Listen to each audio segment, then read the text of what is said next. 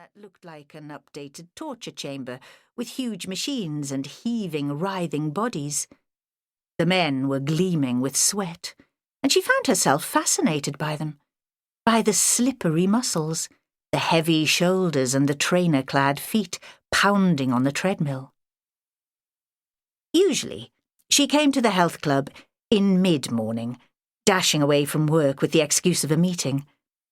She'd chosen a place that was some distance from work. The last thing she wanted was to be recognised by someone she knew.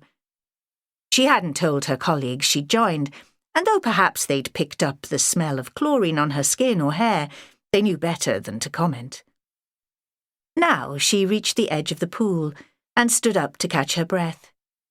It would be impossible to heave herself out as she'd seen the youngsters do. As she waded to the steps, one of the staff moved the line of floats into the middle of the pool to mark off the area reserved for aqua aerobics. She was just in time. The steam room smelled of cedar and eucalyptus. The steam was so thick that she couldn't make out at first if anyone else was there. She didn't mind sharing the room with other women. At least nobody here could see the detail of her ugliness. They might sense her bulk, but nothing else about her. Oddly, though, she felt vulnerable if she was alone here with a man. It wasn't that she feared attack or even an inappropriate touch.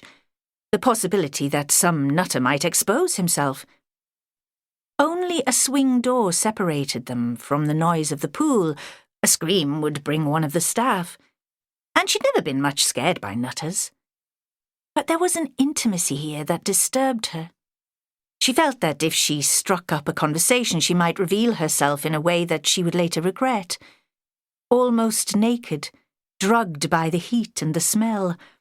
This was a place where an encounter might lead into disclosed confidences, difficult territory.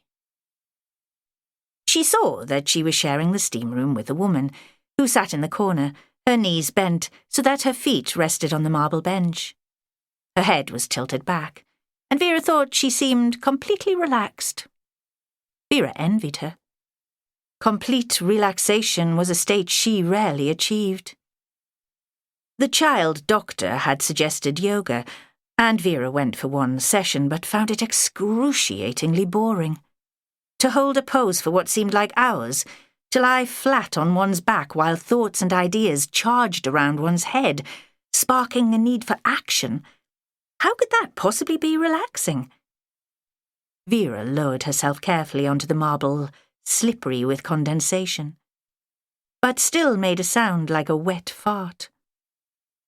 No response from the tactful woman in the corner. Vera tried tipping back her head and shutting her eyes, but thoughts of work intruded. There was no specific case to trouble her. It had been unusually quiet since Christmas. But there was always something. A niggle about office politics, the memory of a lead that should have been followed. It was at these times of physical stillness that her brain was most active. She opened her eyes and shot a jealous glance at the woman in the corner. The steam seemed less thick, and Vera saw that she was middle-aged rather than elderly. Short curly hair, a plain blue costume. Slender, with long shapely legs. Only then, as a hidden draught cleared the mist again, did Vera realise that her companion was too still, and her skin was too pale. The object of Vera's envy was dead. Chapter 2. Out in the pool area, the aerobics class had begun. There was music, though only the thumping bass beat was discernible. Vera looked over the swing door. In the water, the women were twisting their bodies and waving their hands in the air. She bent over the body and felt for a pulse, knowing as she did so that she wouldn't find one. The woman had been murdered. There were petechiae in the whites of the eyes and bruising around the neck. She knew it was wrong, but a little voice in Vera's head shouted in excitement. Now she hesitated. The last thing she wanted was to create mass panic. Neither was she prepared to greet medics or